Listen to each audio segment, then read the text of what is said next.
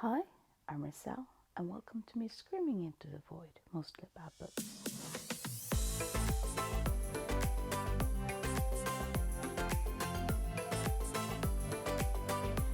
For my Reading a Book from Around the World project, I have now come to Honduras, and I'm going to read the book 13 Colors of the Hondurian Resistance.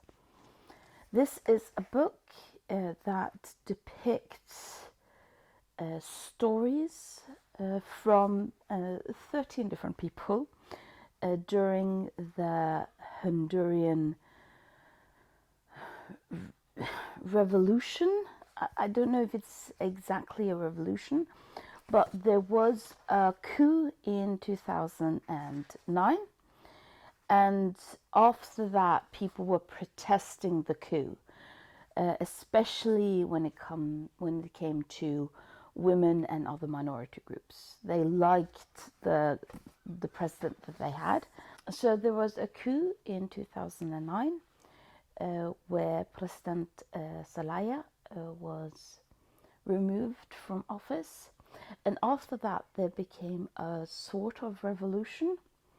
And when I mean sort of, I don't mean it as sort of diminishing what happened, but I don't know if it is technically a revolution or revolt or anything. So I will just use resistance because that's the word they used in this book.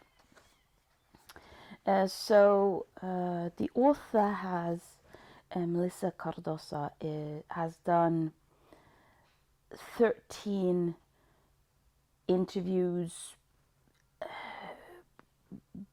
talked to 13 peoples, and then I don't really know the genre and how they're going to be displayed, but I do know that she has then talked to people who is a part of this resistance during the time after 2009.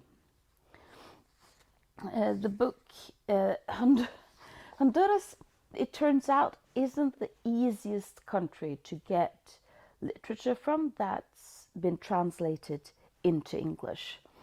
This is a book that is published in both Spanish and English, and I just want to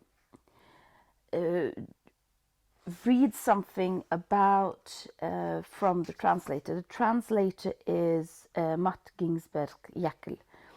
He is, I think, the point is that he is living and working in the U.S. And I've read both prefaces before doing this book, and I'm very glad because the preface sort of explains the context with the coup and, interestingly enough, the connection between the coup in Honduras and the United States. That the coup that happened in 2009, according to the translator, was influenced by the US. It happened because of what the US wanted. And this isn't the first time I sort of heard about the connection of South America and the US government. But it's still brilliant information to have before reading these 13 portraits. Is that a good word for it? When I've read it, I'll try to explain what it is. The translator talks about how this connection between the US and Honduras. Ironically, some of the most difficult words to translate from Spanish are those that describe policies planned in English.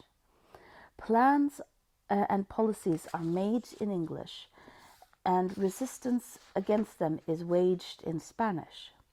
It is telling that the word coup d'etat only exists in English as a borrowed phrase from French.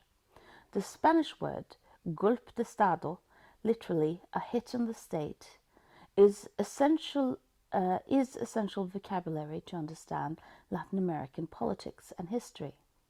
Even though countless coups have been planned and executed either directly by or with the complicity even though countless coups have been planned and executed either directly by or with the complicity of the CIA and State Department, still we lack a vocabulary in English to talk about such events.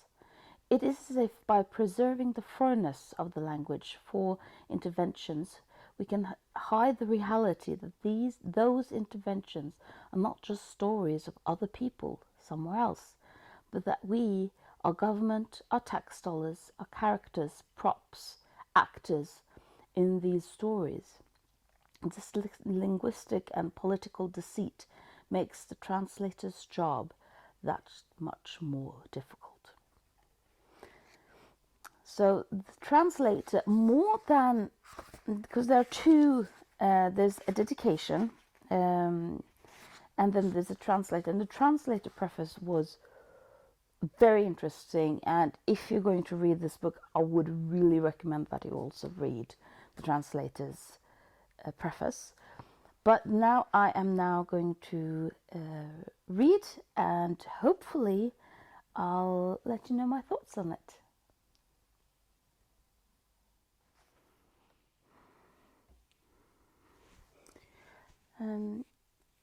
So I'm done with 13 colors, and I really enjoyed the book.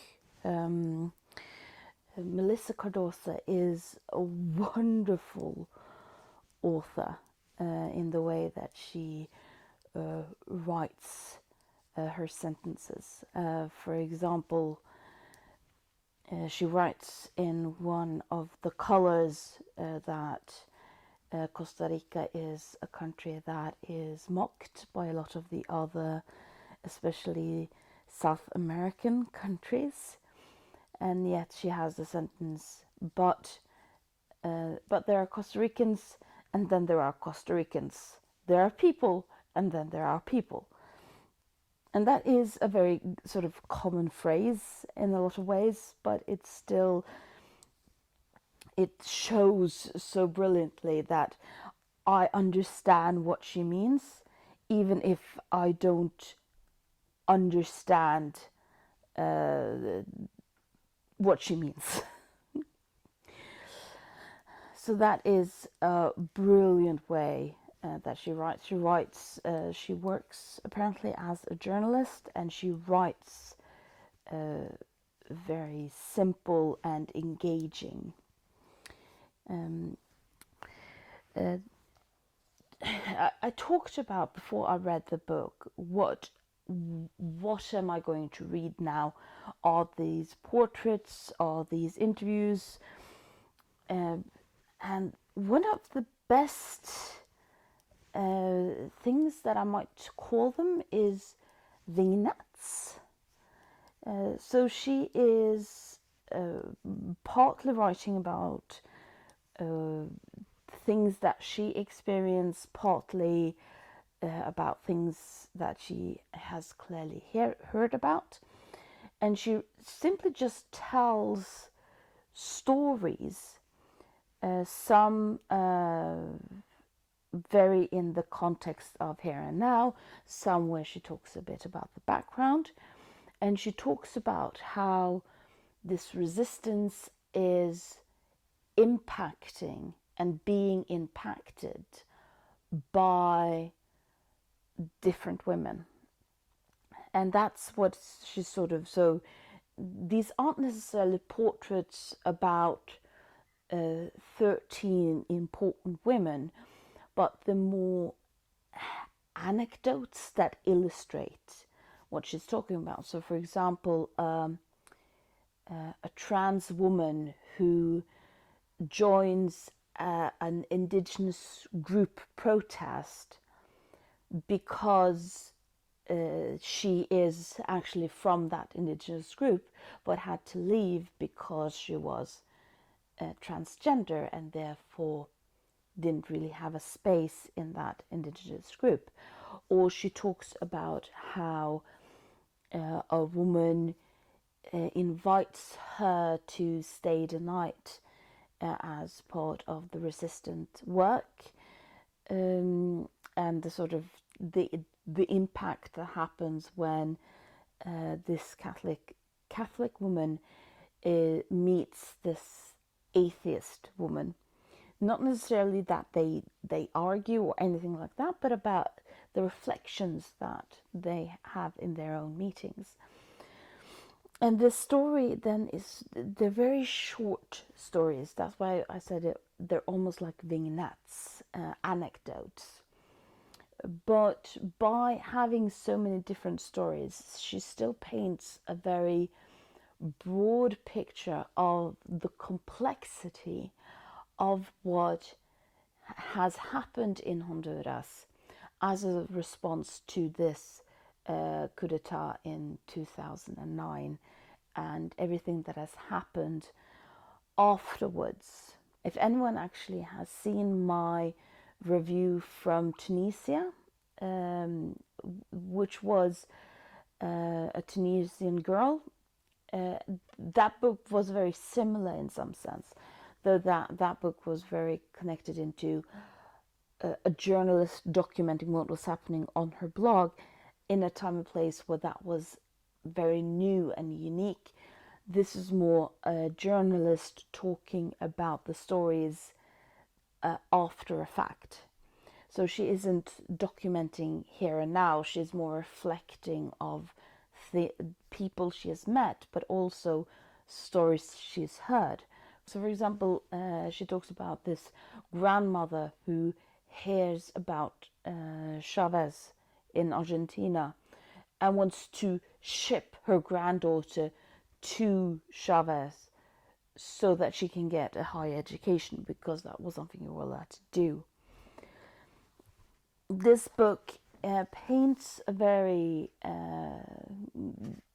on one hand, it paints a very complicated history about how the revolution is driven by different groups with different needs, different wishes, but a lot of them with the same goal. And the goal is a way of protesting the consequences of this coup d'etat in Honduras, and how a country that was poor has become poorer for the poor people.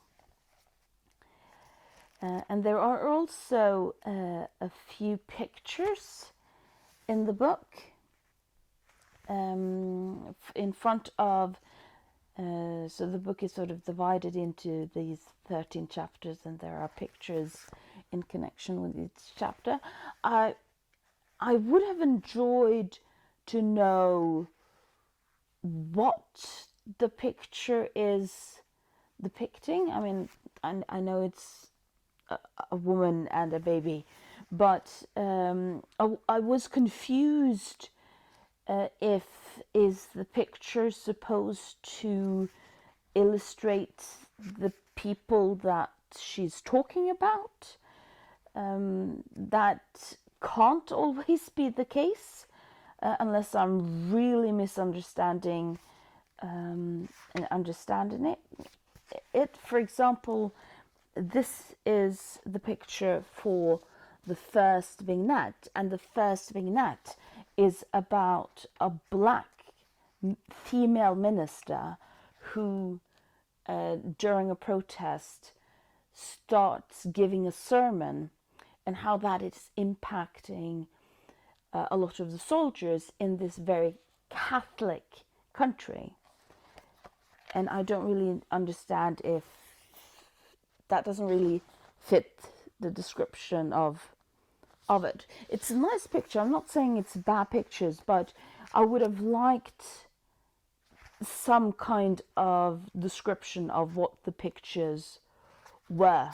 It's a very interesting depiction of the resistance that is going on in Honduras, and it was a look into a part of the world history that I was not familiar with, and a fascinating way of talking about it. Again, very similar to the Tunisian book. So the Tunisian girl book. So thank you for listening to me screaming into the void.